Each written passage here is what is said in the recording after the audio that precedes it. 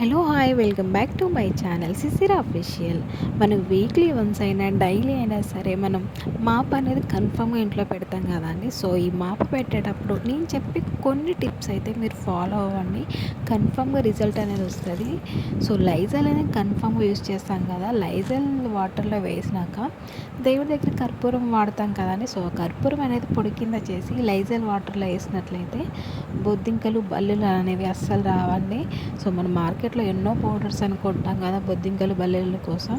So ఇదైతే use చేసి చూడండి, కన్ఫర్మ్గా రిజల్ట్ అనేది వస్తుంది.